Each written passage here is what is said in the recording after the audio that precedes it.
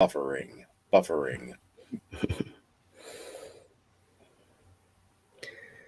right.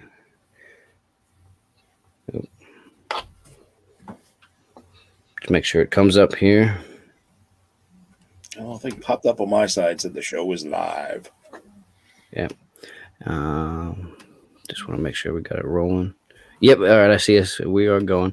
Welcome everybody to the Take Human Action podcast. I'm Rob Coburn. Tonight with us we have Tim McMaster.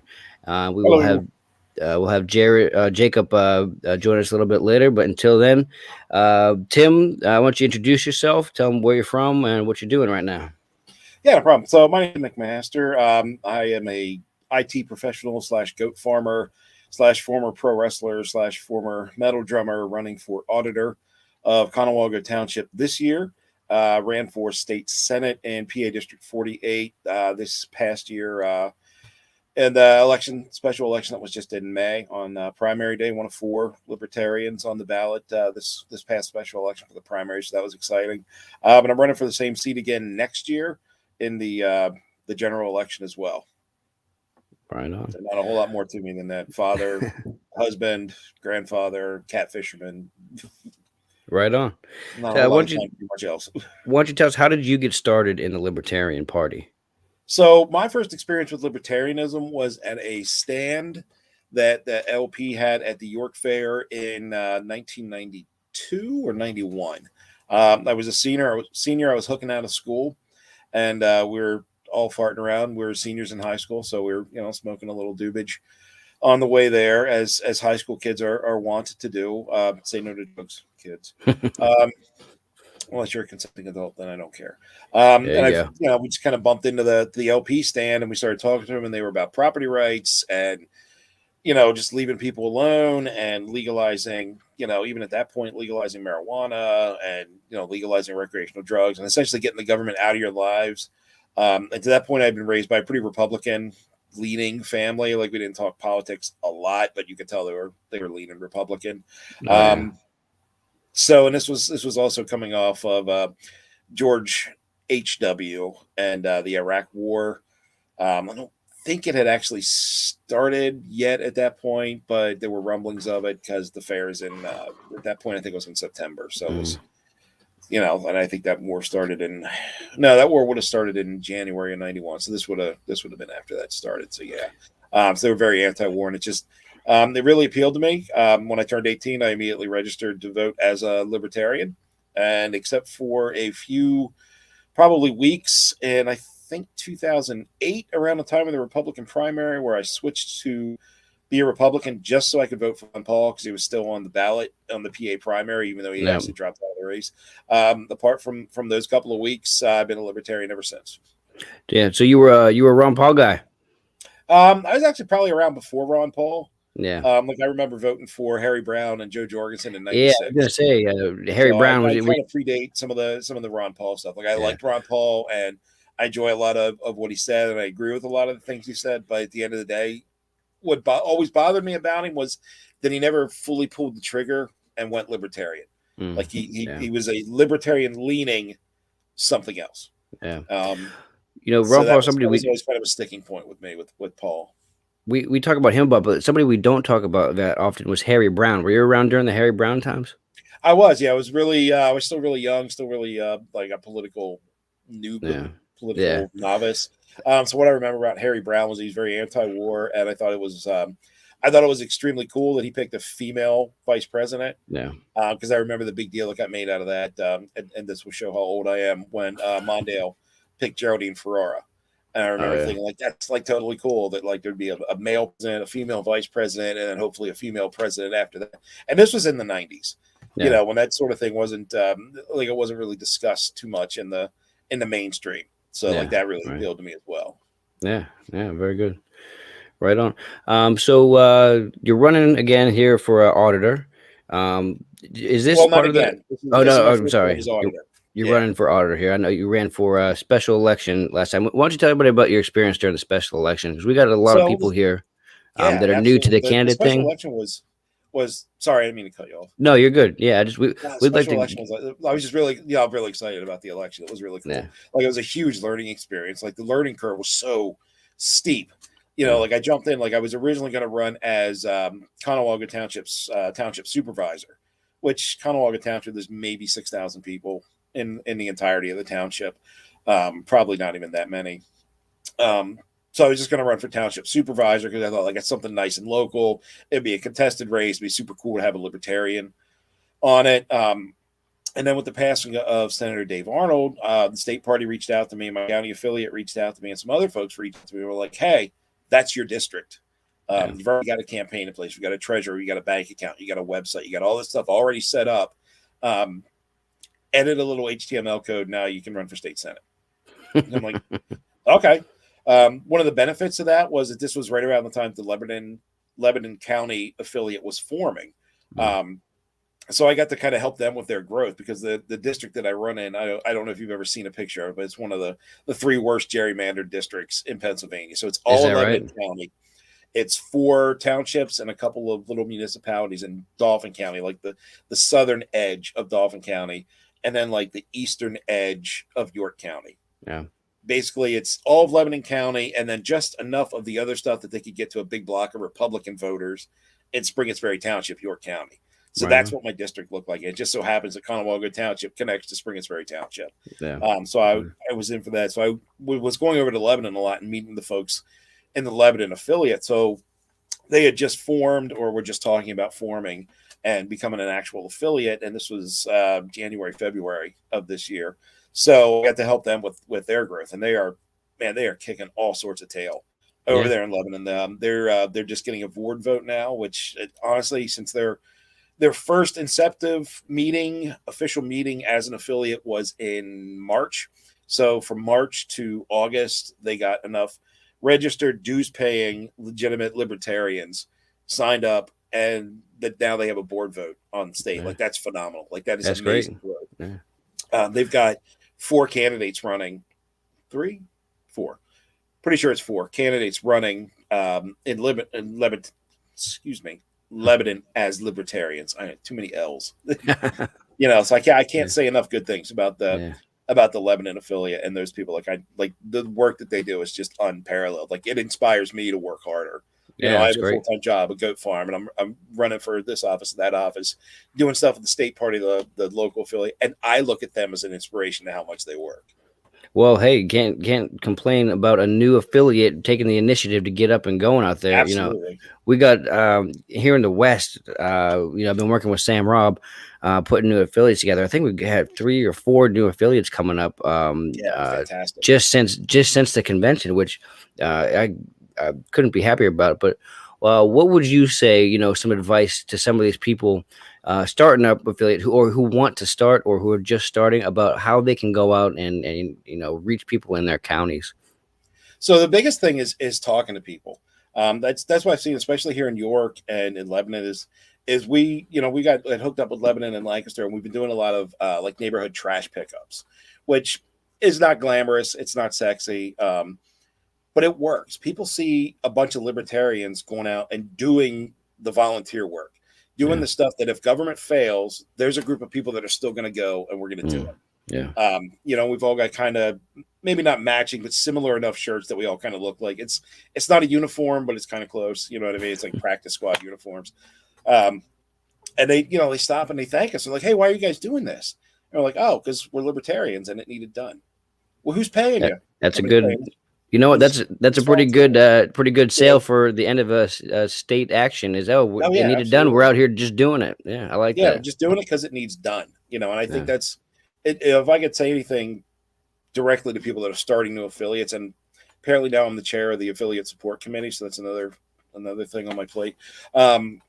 Reach out to your eastern vice chair or western vice chair for you guys, but your regional vice chairs. Reach out to them. They'll put you in contact with the affiliate support committee, which is it's me and a few other folks, and we can guide you through like the legalese stuff, like filing for the bank accounts, filing the paperwork for the state. And by the state I mean like the state of Pennsylvania, because they're pardon the language, they're kind of pricks when it comes to paperwork. If you miss dotting an I, and Rob, you're a lawyer, so I'm sure you know this. Oh, if you miss dotting an I or crossing a T, they like, are not forgiving. Yeah. Yeah. So we have resources in place to work on that. But as far as growing the affiliates or growing the Libertarian Party in your local area, like the best thing to do is go out and talk to people. Yeah. Be the example. Yeah. A lot of people say be the change that you want to see. And I believe that. Like, go out and talk to people, show them that, we're libertarians. We're not like these zany people or these caricatures that the duopoly or that the state-run media tells you that we are. Like, they're doing that for a reason, because they're afraid of what our message is, because it resonates so well with people. Yeah. Good point. That's a great point. I wanted to get back a little bit here to talking about your time as campaigning. And Jacob here, he asked a good question here. What was one of your favorite interactions with potential voters during your time campaigning? Because I think what you say is one of the best ways to get to people is to go out and interact with them, and through these campaigns, I think it's a great way to do that. My favorite part, and and there's a lot of reasons for it. I won't bore you with the details or anything, but the personal reasons why this was.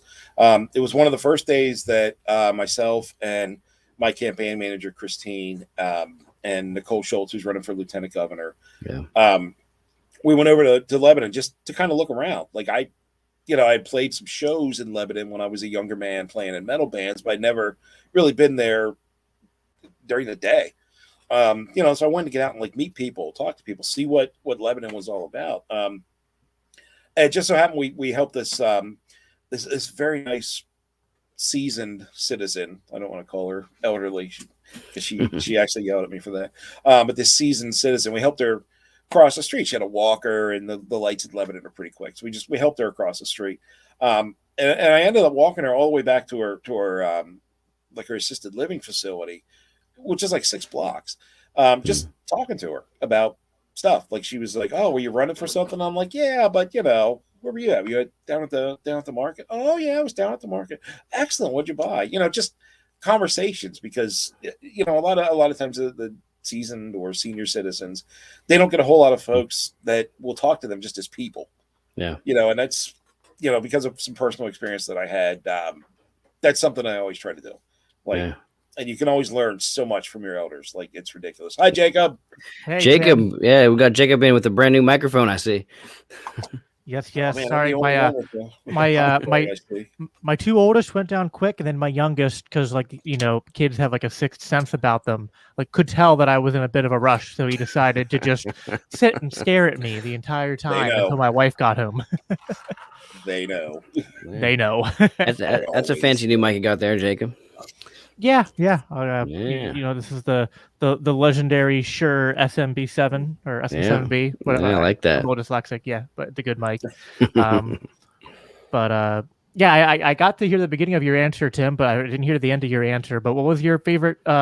Just a quick summary. What your favorite interaction was? Yeah, it was just like the 6 or 7 blocks that I spent just chatting with this seasoned citizen not about politics or Lebanon City or anything campaign related. Just talking to her as a person, just making that personal connection. That's any of my favorite moments on the campaign. That's what they were. Was just making connections with people and just talking to people. Jacob, I just want to check real fast. Do you have control now of? We both have control because we. Okay, so you go ahead, because I have no idea what I'm doing in there. You're doing good, man. I appreciate you filling in for me when I couldn't make it here in time. But no, I mean, I did want to I wanted to ask Tim a little bit more also about his personal views as far as like, because libertarianism is a funny term that means like a lot of different things sometimes. And I know, I think you've described yourself as an ANCAP. Is that correct? Or is it not really a title you use? I don't know. It's probably ANCAP leading. Okay. Yeah. I mean, what do you? There are some laws that I agree with, like not murdering people, but I wouldn't murder people if there wasn't the law for that. So, yeah, sure. That makes sense. I mean, do you, what do you think, as far as like, libertarian philosophy goes, like what are the points of the philosophy that mean the most to you, or that like that you've done, I don't know, either the most reading on, or that struck like strike the most to you when you first started like learning about the philosophy and whatnot? Like what makes you like, I want to be a libertarian? So at the end of the day, it's like I don't deep dive too much into the philosophy of it. I know I should. And I think to be a quote good libertarian that maybe you should, maybe I should a little more. I look at libertarianism essentially at its core as don't hurt people and take their stuff, or don't hurt people or take their stuff. I've seen it both ways, and I think that's well, I think that's the gist of it. It's like, and hurt people could be a lot of ways. You hurt their property, you hurt them physically, you hurt them, like emotionally or something. Like you're abusive to somebody. Don't take their stuff. Don't steal their car. Don't overtax me. Don't force me to do all this labor and then take my house away because I didn't pay rent to the state. Yeah, so basically the tenets of the non-aggression principle. Don't aggress on. Yeah. No, I mean, and the reason I ask is like I don't think everyone needs to be a scholarly libertarian necessarily. They have to like sit there and just read theory all the time. But I just like to hear like some people, or even like like what issues matter most to you might be a better way of asking the question. Because to some people, I mean, I think we all agree on like the core libertarian philosophy, but a lot of us, it's like we'll have like those one or two issues that personally like drive us the most. Be like yeah, the state's evil in all these areas, but like these two issues or these three issues specifically, I'm just real personally motivated to go out there and go to war on. I mean, so like I know for me, like the war and like what's going on in the Middle East, the war on drugs, those are things that like like break my heart. Like to me, they're major human human tragedies. Ongoing suffering, ongoing loss of life. But there's other things too that are also equally important. What are like the issues that matter most to you? Maybe like broadly speaking, but then also because this is a Pennsylvania podcast, like what are the things going on in PA that that really are important to you as well? Sure. So, I'm kind of right there with you when it comes to, ending foreign entanglements. Like I don't want to say I'm an isolationist, but I'm pretty damn close. I think, we should definitely, nobody should care more about the troops than the ones that want to bring them home. Amen. I don't want to see them fighting for everybody to have cheaper gas, or because somebody potentially tried to put a hit out on somebody else's former president daddy. Like I don't support any of that. So if you know the reference, you know where I'm going with that. And I just really like that as libertarians, we kind of, we stick out or stand up for the little guy, like the guy that the government's oppressing. Like that's who we stand up for the most. If the government's coming down on somebody for doing XYZ, and it's only because it's offensive to the woke mob, that's where I see the Libertarian Party coming in and saying like, hang on, there's a place for you here, and we'll fight for you. We got your back. Yeah, very good. So it doesn't really answer it too well, but well, what were your thoughts as far as sorry, I forgot about Part B. As far as the Pennsylvania stuff, like one thing that I really focused on during the Senate campaign, and then I'm going to focus on the next Senate campaign, is I'd love to see Pennsylvania take the Pennsylvania legislature take a 50% pay cut, like straight across the board, and become a part-time legislature. Can't argue with that. There's probably only 12 states, I think, in the union that actually have full-time legislatures. Pennsylvania being one of them, and we have the third or fourth highest paid legislature in the country. Yeah. Like there's no reason for that. Like we have a legislature that's paid higher, I believe, than New York's legislature. Sorry, my kids. I like that, but I could argue against it, Rob, because it should be 100, but 50 is a good start. Well, listen, baby steps. Yeah. I think if you're gonna work a part-time job, you should get part-time pay. So at the very least, I had was that the first thing I wanted to do if I got elected senator was cut my own pay, and there's nobody else that was going to say that. Yeah, no, I agree, and I know we've talked about this a lot because Tim and I are both in the same county affiliate, York County, and we as a county passed that one what do you call it? Like the little like statements that we've put out there. Resolution. We've passed these resolutions. One of them being that we are like, what was the exact phrasing of it, Tim? Like we're against career politicians. We're against career politicians. We're against Yeah. gerrymandering. That's another big thing, especially coming from this district, because it's, oh my God, this district's horrible. And yeah, Rob, the idea that you got some real humdingers out there too. Yeah, like if I'm gonna like take my if I'm gonna take like my radical anarchist hat on and put my minarchist cap on, it's like at the very least our politicians should be part-time people, that they don't do it for life. They serve for 2, 3, 4 years, whatever, and then they give it to somebody else. It shouldn't be something they should be forced to have to live under the laws that they pass. Like I don't think that's too much to ask. At the very least. Yeah, for sure.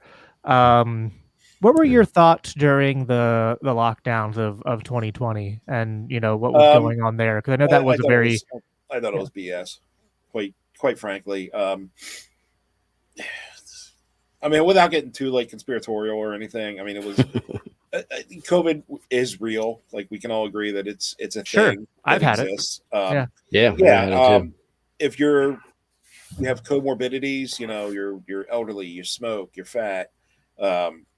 Oh shit, that's me. You should be taking basic precautions. If you're immunocompromised, you should be taking basic precautions. Yeah. If you're immunocompromised, you're doing that anyway. If anything, I think it was a good thing that people started washing their hands more. I just, it bothered me that it took a disease like that and the whole government and everything shutting down for people to realize they have to start washing their hands after they go to the bathroom. So that was troubling for me.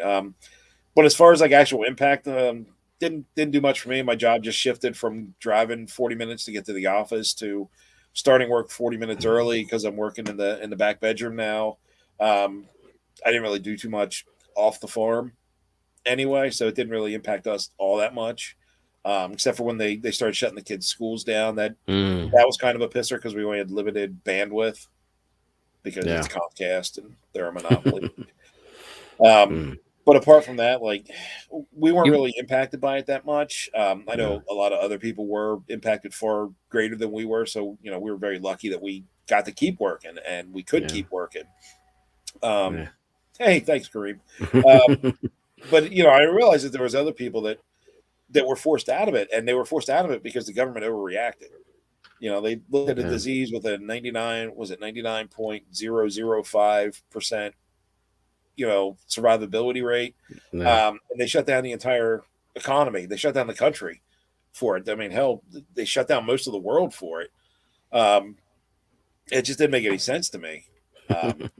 But there again, like that was one of the things that the Republicans were for in the state Senate and the General Assembly that I actually did support. Was they wanted to immediately end the lockdowns and push Wolf to rescind all of his basically unconstitutional mandates. I mean, I say basically unconstitutional because the state Supreme Court said they were constitutional, but I trust the state Supreme Court about as much as I could throw them. I'm a big dude, so you would think that's pretty far, but no, it's not. I got a bad shoulder. That's a good segue to another question I was going to ask, which is like, if as libertarians, and if you're going to get, if you run and you are to get elected to the state Senate, we're going to have to work. Obviously, you're going to be a minority. Like even if we do get a lot of libertarians elected this next year, and Pennsylvania is doing a good job at pushing the number of elected L's, we're still a long ways off before we would have like any big block of L's in a state legislature. So one of the things that like here at the Mises Caucus we talk a lot about is issue coalitions, and you kind of alluded to that there, like kind of agreeing and supporting with the state GOP as far as like wanting to immediately end the lockdowns and mandates and stuff like that. What's the line there, you think, as a where you think it's good to try to pursue those relationships with, whether it's Dems, whether it's Republicans, find the issues we agree with and, draft up legislation and, work together on it. And, where do you draw that line as far as like when you work together and where you don't? I will work with anyone with a good idea. Like, I said I supported the Republicans for they were, trying to end the lockdown and end the mandates. I went up to on 420. I went up to the state capitol and marched with what I can only assume was like 98% Democrats for the Legalize in PA rally, because that's another thing that I believe 100%. Like we should end the war on drugs. Clearly, drugs won. So I will work with anybody that has a good idea. And what letter they have behind their name is not relevant to me, because as a libertarian, like I realize I'm always the outcast, which I'm totally fine with. I was a drummer in my younger days. I was always the outcast then too. It's sort of something you get used to. So if a Democrat has a good idea, I'll work with a Democrat on that idea. If they have 50 bad ideas and one good idea, like I'm going to call them out on the 50 bad ideas, because a bad idea is still a bad idea. But I'll work with them on the one good one. Same with Republicans or independents or Greens or Martians, whatever. Like, it doesn't matter. A good idea is a good idea. It doesn't matter where it originates necessarily. Yeah, I agree with that. I think that it's what's that? I think it's Frederick Douglass had that saying, kind of like similar to what you said, like I'll unite with anybody to do good and nobody to do evil. I think it's how the saying goes. Yeah, I think it's yeah. If it's not that, it's close enough for government. Yeah, close enough. Yeah, I think it's important to form those, and I think those issue coalitions are important, not just for like trying to get legislation passed, but also like it gets those conversations going. You know what I mean, with your fellow like the people, the Republicans and the Democrats, to be pushing those ideas of liberty to them, and maybe start to get their brains thinking. Yeah, because I know. Like, hey, by the way, we share this view on this. Yeah. Yeah, the one interview that I did, and that's one thing I will say about this campaign. Like, that kind of surprised me was how much the press actually wanted to talk to a libertarian. Like, I thought that was amazing. Like, I was fully expecting like to have to go beg and plead, and we were actually getting requests from people in the press. So I thought that was cool. That's a sidebar. One of the questions that they did ask me was, if you are elected, will you caucus with Democrats or Republicans? And I'm like, well, I'm neither, so I won't caucus with either of them. They're like, well, how are you going to expect to get anything done? I'm like, because I'm just going to work with everybody. Like, right. In Harrisburg and in Washington, they have this, it's red team versus blue team, and there's no intermingling. And it's sad and sickening that we pay for that. So like I said, like, it's a good idea, I'll work with you. If it's a shit idea, I'm going to call it a shit idea. Sorry, those are my 3 curse words for the day. No, it's all good. Rob, if you have any questions for him, I don't want to monopolize the conversation too much. Well, we were talking a little bit about the campaign trail, and I'm trying to give some of our, the Mises Caucus people an intro into what this campaigning thing is, because we're really, we got a whole bunch of new people that we're trying to funnel them into their county levels, and they've got some experience with working with some county people, but you having a statewide campaign. What can you impart on some of the people here about statewide? I didn't really run a statewide campaign. It was for first. I guess it was special. I guess it was a district. Yeah, it was just for PA 48, which was still considering it was my first ever campaign. Was pretty big. It felt state level. I mean, I was always driving and to different parts of Lebanon and York and Dauphin County, which was fine. It was fun. I enjoyed it. Put a lot of miles on my car, but. Well, what are the big things that people can volunteer and help out with doing? And what does that involve? Like, what does door knocking involve? What is phone banking involve? The way we did door knocking was real simple. We had just a little like 4x whatever postcard. Had like a picture of me, like the logo, and a couple of campaign points. End the war on drugs, lower your taxes. Protect your right to own whatever firearm or whatever weapon or whatever property you wanted, something like that, depending on where we were. If it was more of a Republican area, you brought that up a little more. If it was a more Democrat area, you brought up maybe like legalizing recreational marijuana or ending like gerrymandering or ending qualified immunity, things like that. So you kind of tailor it to where you're going to be. You just get out and with a group of volunteers, a group of people that kind of know what your take is on things. You knock on the door and you say, hey, I'm not here to say anything. I'm just here to let you know that there's a libertarian on the ballot. Here's what he stands for. And you can vote for him or her on this date. Thank you very much. Have a great evening. Wasn't anything more complex to that. we did get a lot of people who wanted to chat though. They're like, I've never met a real libertarian before, and I'm like, well, we do exist. We are mythical. We are mythical creatures. The Yes. likes of like the Loch Ness monster and like Bigfoot and unicorns. Bigfoot. And Yeah. politicians. Oh God. Well, I do want to touch a little bit, and we don't have to linger on it too much, but Ed, I've seen the great caucus wars seem to be coming hopefully to an end here, and people starting to be working together. But do you want to describe your take on some of the things that you've seen, some of the negative aspects of it, and then hopefully where do you think we're going? I kind of equate it back to that question that I got asked about would I caucus with Democrats or Republicans? Yeah. It's like neither, because I'm neither. Yeah. I'm caucus agnostic. I see the Mises Caucus doing a lot of good things, bringing people into the party, doing good things like that. But listen, honestly, you got some people out on the fringes there that make you guys look bad, and I understand why. They're the ones that get kind of picked and cherry picked and say like, okay, this bad actor represents all of Mises. I understand why people are saying that. I don't necessarily agree with it, but I understand where they're coming from on it. And I don't want to call anybody out by name. We'll just say that there are some fringe and very few and far between. Rob Coburn is the worst. That guy, I can't stand him. Yeah, well, he's a metal singer, so you can't trust him. Yeah, that's probably good advice. Hey, Rob, how many lead singers does it take to screw in a light bulb? How many? Just one. He holds it, and the whole world revolves around it. So, like the caucus wars, like the thing because that's probably going to be one of the next questions was the thing at the convention. I was pretty hardline that I was not going to vote to overturn 180. Yeah. I was also pretty hardline that at no point in any of the years before, had I been at convention, would I have voted to overturn 180. Yeah, it's there for a reason. It's there for a good reason. And if we want to change it, there's a process for it. Now, I'd be all in favor of changing it to 90 days. Yeah. But that's a point we share. I'd want to eliminate out-of-state voters voting in our You're, convention too, at least for. I'm sorry, you're for or against eliminating out-of-state voters? I want to eliminate out-of-state voters. I don't want people from like Maryland or Delaware or New Jersey. They're fine folks. If they want to be members, that's fine. Right. It seems like these rules are.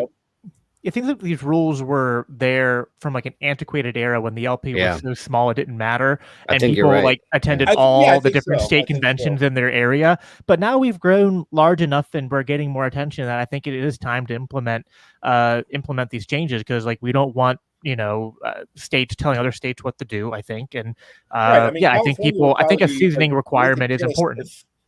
California would probably be really pissed off if a bunch of people from, I don't know, say like Wyoming went in there and just, voted on all the stuff that they care about, farming issues and, like oil and this, that. Like, I don't even know what Wyoming's big issues really are.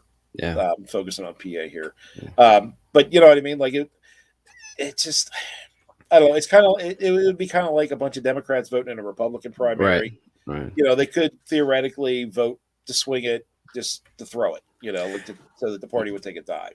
There needs to be some kind of seasoning to when you can become a voting delegate. Mm-hmm. I'm with you there. I think the seasoning requirement is a good idea, but I think there's a couple of things that I would be hard pressed to find anybody who would really be against changing at the upcoming convention, being shortening the seasoning requirement, because 180 days is just far too long. That's somebody could be participating for 6 months, doing real good work, being a real member of the party. That I think I was 15 days shy of being 180 days. And that person gets excluded. So I think a seasoning requirement is a good idea, but we got to shorten that up. And then you make a really good point. It seems not a little, a lot long. Yeah. I understand why it's there.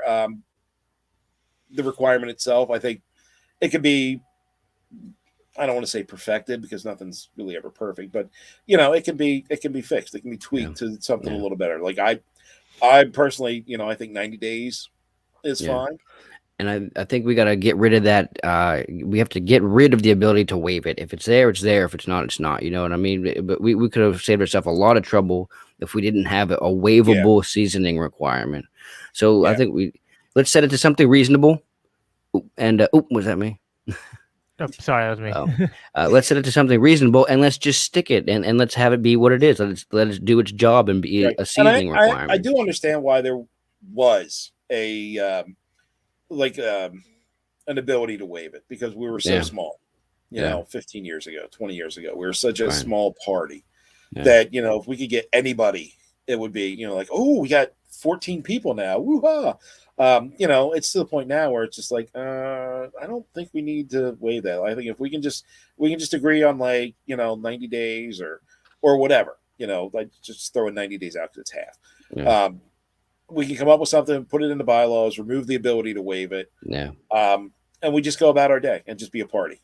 Because it really it broke my heart that there was so much work on the agenda at convention that didn't get done for reasons. Yeah. You know, and Right. in my opinion, there was no good guy necessarily in that situation. Like everybody on both sides acted at one time or another kind of like an ass, myself included. You know, I mean, but I started drinking rum about 9:30, so that's my excuse. What are your thoughts on more broadly speaking, just like the idea of maybe I should start with just the idea of caucuses in general? Because I know some people are have opinions of just like the idea that caucuses are dumb. I think like my opinion on caucuses would be favorable even if I wasn't in one.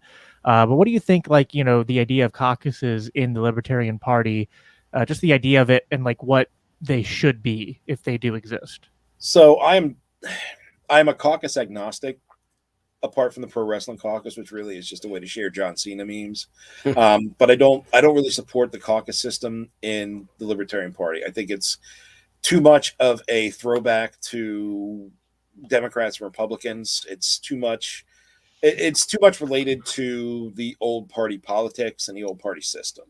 That said, they exist. Nothing I'm going to do or say is going to change that.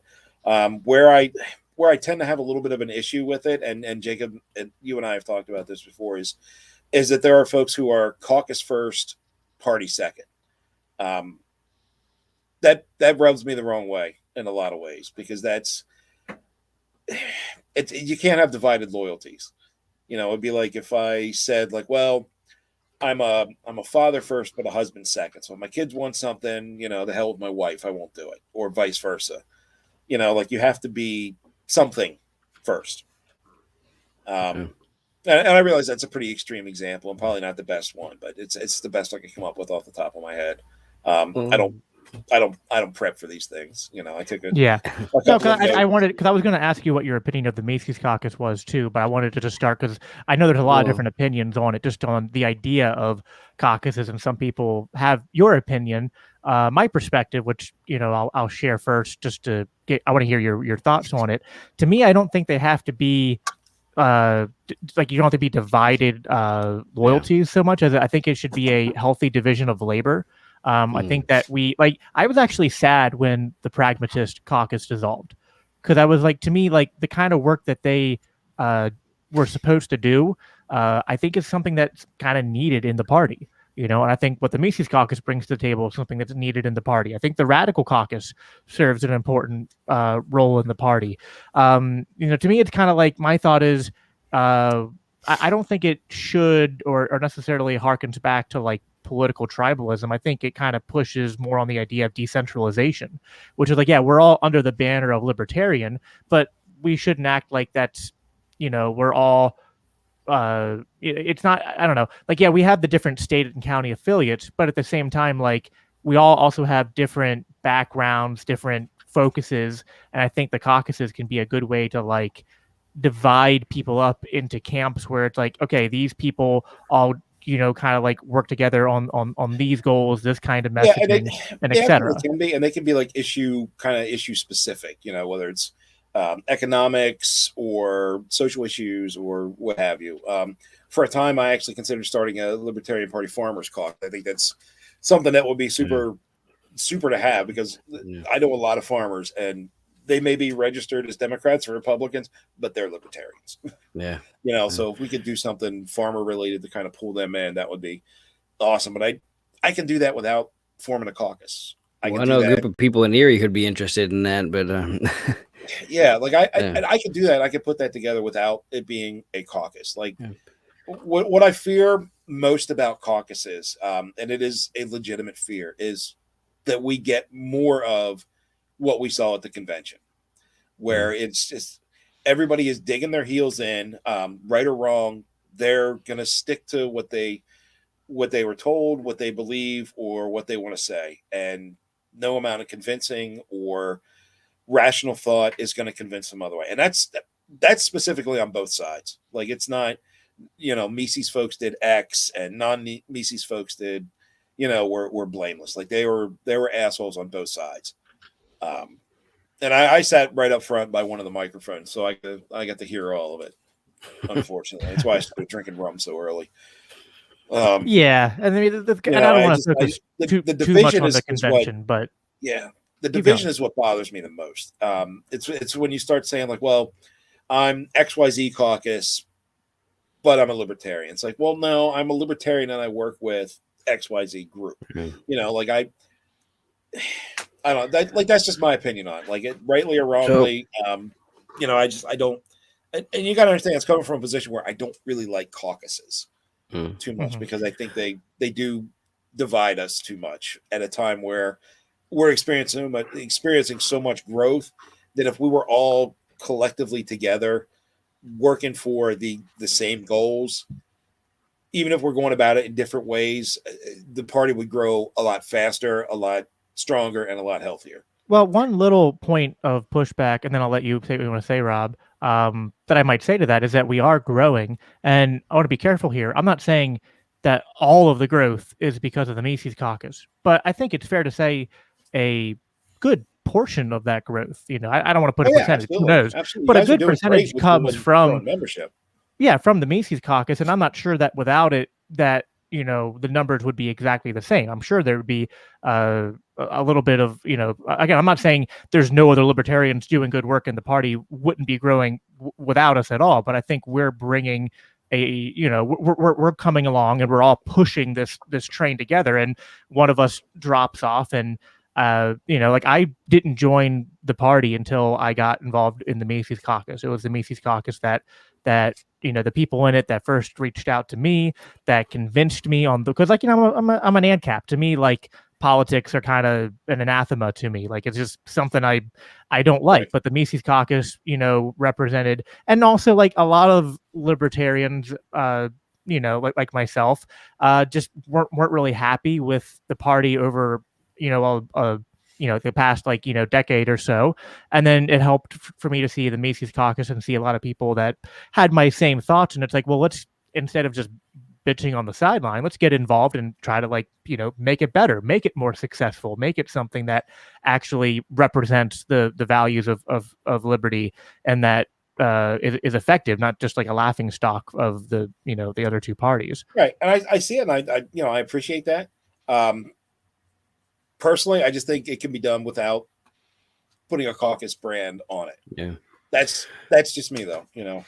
Well, my hope had always been that these things would have been complementary units, but it didn't seem to play out that way. Like, my perfect world vision was the Mises Caucus brings people into the party, and then the Pragmatist Caucus, before they dissolve, they're the ones who get you involved and put you on the ground and help you get into the campaigns, because we had different interests and things like that. But I do see roles for caucuses, especially things like the Veterans Caucus or the Audacious Caucus. If you have somebody of LGBTQ inclinations coming in, and having some people where they say, hey, we're here, we're represented in this party, and then bring them all into the fold. It's just that last part of bringing everybody into the fold seemed to be the disconnect where a lot of this stuff was happening. And then, you bring it up to the convention, and then it's everybody vying for their position and trying to get their leadership in. And instead of, having the party, which and then all these, caucuses under it, it's the caucus trying to make the party what it wants. So, Right. There's I mean, in a some perfect tricky world, things there. sorry. No, I go didn't mean ahead. to cut Yeah, you go off. ahead. No, I was gonna say, like in a perfect world, I think to use a football analogy, we'd all be like a football team. There's offense, there's defense, there's special teams. There's skill players on each of those teams. So there's room for all of us in the Libertarian Party. And yeah, at a scrimmage or a practice, like we might butt heads and fight a little bit. Like that's fine. But come Sunday, come game day, we damn well are all wearing the same uniform and we're all trying to score the most points. Yeah. So that's what I see. Like I don't. So maybe So maybe I do support caucuses. Maybe I don't. I don't know. I think it's a tricky line. Yeah, at this point, like there's too many people that are anti-caucus or anti your caucus that are just so vocal and agitated about it. That puts me off. And then quite honestly, there's a few people in your caucus that really put me off pretty well too. And I don't want to name anybody's names specifically. Well, but I there think there are a few. I think the people who act like that actually do their desired ends a disservice, because when people act crazy towards us, it actually pushes people right towards us. And vice versa. When you have some of your folks that are doing some of the equally crazy things, but on the other side of the spectrum, it pushes people away. And I will admit that early on, when I first started getting involved with state level politics, because before, like 2 years ago, I'd really just only kind of focused on, like, I donated to the campaign or to the presidential campaign. I voted Libertarian, and apart from that, like I didn't do too much with the party. So when I first started coming back in, I started hearing about, like, oh, there's this Mises caucus. And I'm like, okay, well, I've read a fair bit of Ludwig von Mises. Like, maybe I'll check you guys out. So I started checking it out, and I had like a really nice, like 45-minute call with Joe Van Wagner. And it was cool. And then I started hearing other people here that were like, hey, these guys do this and these guys do that. I'm like, do they really? I don't know. Like, I didn't see that. And then I would start seeing, like, things on Facebook where, like, certain people in the Mises caucus would say these things. I'm like, did he really say that? Is that really a thing?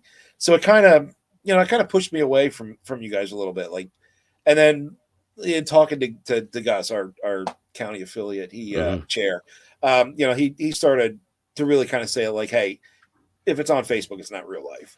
So I started looking at it, like, I'm like, okay, well, this Facebook is not real life. So kind of anything that's said or done on Facebook, I take with a very large grain of salt these days. But yeah, I just, and I know I probably in a drunken rage at one point. Jacob, you can back me up on this. I had a few too many to drink after chasing a bunch of baby goats around my driveway. I may have, like, started screaming in one of our York meetings after we were out of session about, like, F the Mises caucus and blah, blah, blah. But really, it could have been like somebody could have brought up Big Bird at that point. I'd be like, F that big yellow bastard. Well, I think chase like 20 baby goats around your driveway. It's not a great time. It sounds there's, I mean, like, I grew up, like, I'll make a little connection here. Like, I grew up a Christian, and there's always people that, like, oh, I don't like the church or like Christians, and it's because, like, they had bad interactions with Christians. And, like, to those people, I always go, like, like, I'm sorry you had that bad interaction, and, like, I want to validate your experience that, like, it was bad. And I think it's a tendency in any group, like, you're going to have, like, no matter what, you get a group of more than 50 people, eventually you're going to have, like, a couple people who I wouldn't even say are bad actors. Like, they might even be people who are otherwise decent, but, like, everyone has a bad day, right? Or everyone, and a lot of it could be just personality clashes. Like, I've worked in enough offices to know that you get a group of 5 people together, that there's always going to be 2 people that just don't like each other for whatever reason. Oh yeah, like, I have a wide, like, spectrum of friends in life and in the liberty movement, and it's always funny when I have lots of friends that, like, I like this guy, they hate each other, and it's just like, and they'll complain to me about the other one. I'm just like, okay, but, like, you guys are both cool. It's just, like, you have a different personality than this one, and I think it's just, like, it's probably like a psychology thing where it's just, like, certain personality types don't get along with other personality types, like, very well, especially over social media. Where things get sensationalized a little bit, I think. There's generally no context or, like, nuance on Facebook. Yeah, nuance isn't allowed. Have, like, a sarcasm font. No. No, in fact, every single one of my Facebook bans has been because I was sarcastic, and Facebook doesn't know what sarcasm is. Yeah. I've started to I don't know if you guys know HTML. But when I do like sarcastic stuff, like I'll put like the HTML tag for end sarcasm, just so the people that know. Right. Oh God. Yeah. No, I hear what you're saying, and you know what's funny is that actually before I joined the caucus, I actually saw things from people in the caucus that turned me off, and I didn't want to join until I actually like started meeting more people that were in the caucus and started to see that the majority are just good libertarians, and they're just libertarians that I have a lot in common with, and so they, have I think the Macy's caucus has a, to me it's like I know some people got a little turned off by like the takeover rhetoric. I think in hindsight, that's not a line I would have used, but there's some people that still think it's. I've also heard people that said they weren't offended by it, who aren't in the Macy's caucus. So there's people from both sides on that a little bit. It seemed a little aggro to me, but but I think at the end of the day, it's like what it was meant, and I think what the Macy's caucus, like what our views are, it's that like we're not here to purge anybody from the party. We're not here to like I don't know, like be abrasive for the sake of being abrasive. I think a lot of us have this energy and this vision, and it's like we think that the Libertarian Party can be successful and it needs to be successful, and so we're coming not with like a cocky attitude, but more like we think that we have the right answers, and so yeah, we're going to show up and we want to push the party in the direction to do the things that we think is going to make it the most successful. And I think that's the approach to that has rubbed some people the wrong ways at times. And I think that's natural. You get a new group that shows up and grows as much as the Mises Caucus does. I think some people can get a little I don't know, like they fear the other. Yeah, a little bit. But I think that at the end of the day, it's like if you look at our human psychology. But I think if people look at if you look at our platform though, like our platform is just basically like, it's not much different than the LP platform. So it's not like we're entryists of a different ideology. You know what I mean? Like we're not trying to make the Libertarian Party something that isn't libertarian. You know what I mean? Right. Well, Tim, I've talked with a couple of people about this. I'd like to get your take on this. I've heard people say that the party itself, like the actual establishment, is not the place for vocalizing the platform or stating the positions because these things do vary among libertarians, and that the proper way to go about it is outside of the party. Like the party itself shouldn't be espousing these things, and it should just be worried about running candidates. So I've said that. I've said that too. I think the party puts a platform out. The candidates that agree to run under that platform should be the spokespeople. Yeah. And they should be the ones. Like that's what I did. That's what I did when I was a candidate. Like people were like, well, where does the Libertarian Party stand on? I'm like, well, the Libertarian Party has its platform. Here's where I stand. Yeah. Because that was my way of saying, like, I'm going to talk directly to the people. Yeah. Because I think that's one thing that we need to really get back to is just talking person to person. Right. Well, so my point being, if the party isn't the position where it should be vocalizing these things, but that's where I see the role of the caucus, where is we can, like here in the Mises Caucus, we care about the anti-war, the anti-drugs, the ending the Fed is a big one for us, and I know that's not one that we share with a lot of people. Is ending the Fed, but so that's what I see as the use of this thing.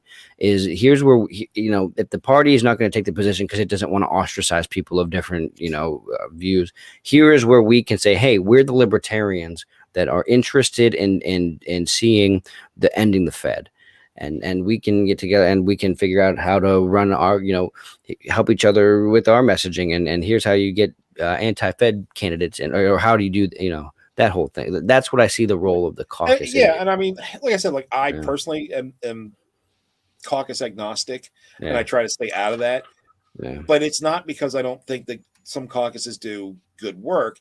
It's because I don't want to get caught up in the, A versus B versus C versus D. No, that's understandable. Like I try to keep, as Ricky Rockman or Adam Curry used to say, one foot in the gutter, one fist in the gold, I think it was.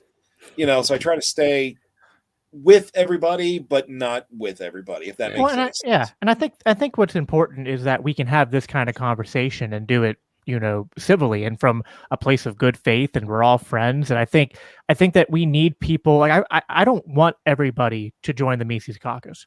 You know what I mean? Like, I think that we need people who are in different caucuses, or I think we also need people like you, Tim, who aren't caucused. You know what I mean? Like, I think that in a way we can serve ideally as checks and balances for each other. And it's kind of like, I'm a Christian, so I use Christian analogies, but like, it's that one passage where it's like iron sharpens iron. And I think that's what we should be to each other, is we should be keeping each other sharp, keeping each other focused, keeping each other accountable, but doing it from a place of like, it would be nice if we could all do that and still be civil and polite. Well, I think we're heading in that direction. There are actors on both sides who choose not to do that, and I think we all know who they are. The longer we seem to go here, though, the more I think people are starting to accept this, and I see people from all different walks, having more conversations with Mises people and bringing us, I have been talking to so many different people that I hadn't talked to before, who I don't know if would have talked to me. And I think I see as a hopeful thing and headed in the right direction. Yeah. And that's why I reached out to Jacob and said, hey, why don't you throw me on? Yeah. See what happens, because I think, being that I'm not really a caucus affiliate, I can't want to say caustic. But Freudian slip. Yeah, I'm not really. Well, no, that's why I stay out of the caucus stuff as much as possible, because it does get caustic. It grates on you if you see people that you're friends with from one side and the other, and they're like arguing to each other. They're saying just horrible, hateful, hurtful stuff to each other. Like that. That bums me out, man. Like I'm a big guy that was a pro wrestler, but I have feelings. Yeah. Yeah. I can have feelings too, right? I'm a sensitive modern man. I have no feelings. I'm a robot. You and Zuckerberg. Well, Tim, I just wanted to. I know we said we're going to end at a certain time here. I don't know how much longer you got. If you got to wrap it up here, it's up to you. I got a few more minutes. I got like we were saying earlier. Like I have some day job crap I got to handle because maintenance windows are short. Well, probably 5 minutes left. You want anything you want to touch on or impart any wisdom on? Well, we brought up the convention, so since we're all friends here and we're having open dialogue. One thing that did upset me about Mises was when they planned their social the same weekend in the same city as the convention. I saw that at the time as a bit of a slight on PA. Like it was taking people who may have chosen to go to the convention and stayed at the hotel, bought the meal packages, did the events that were there. That would have raised money for the party.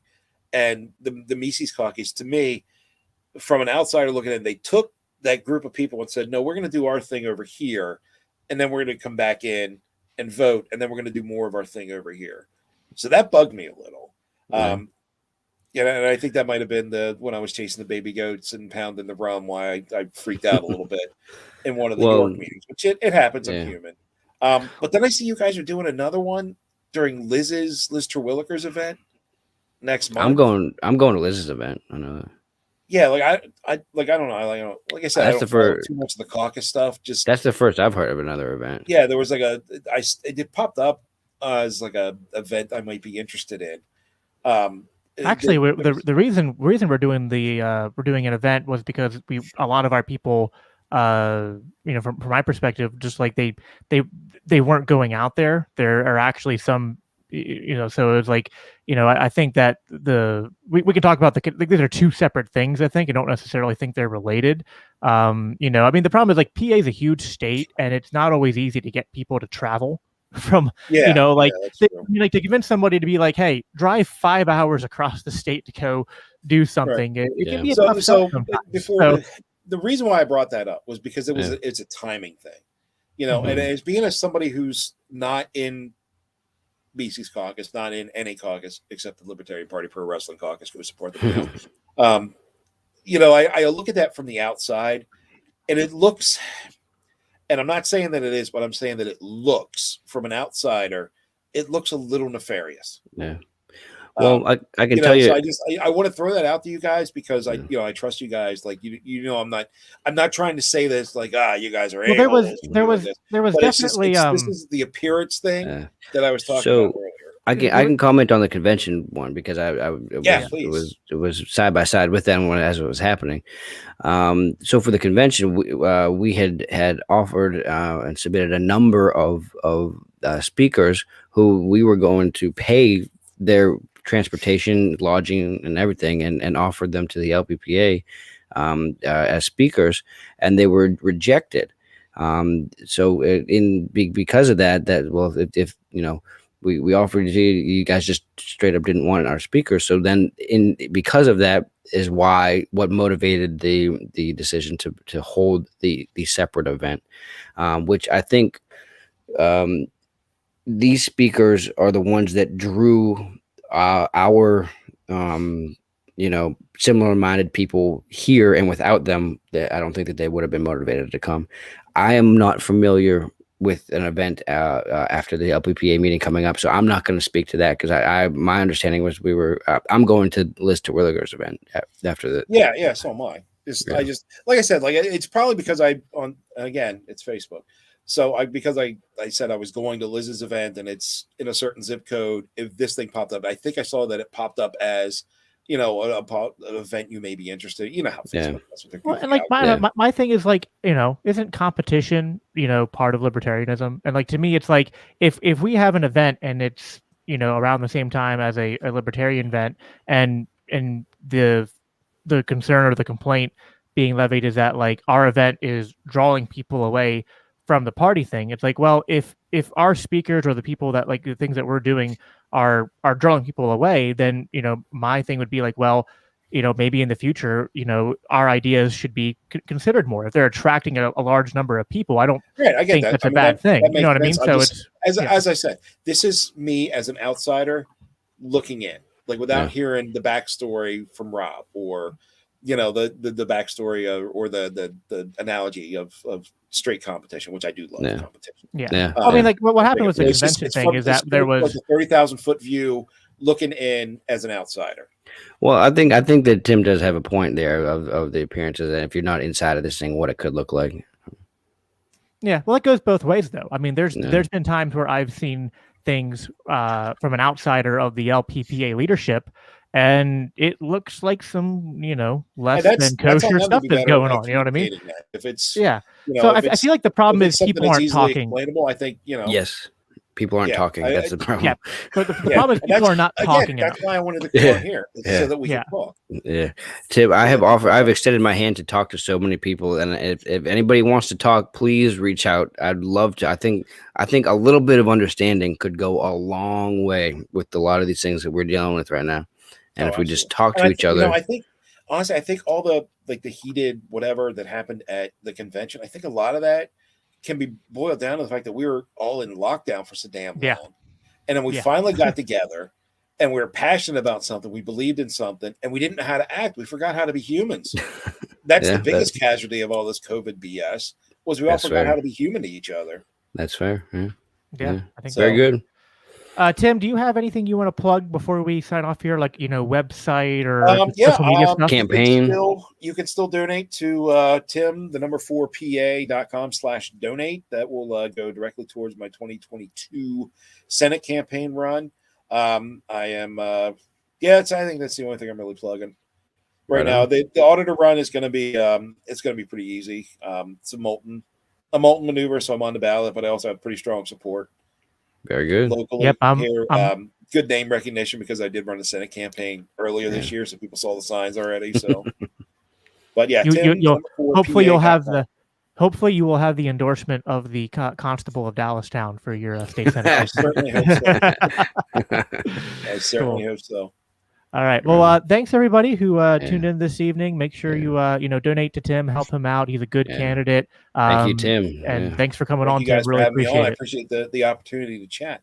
Absolutely. All right. Let me know if you need me to fill in or something again. I'm happy to do it. Awesome. We'll do.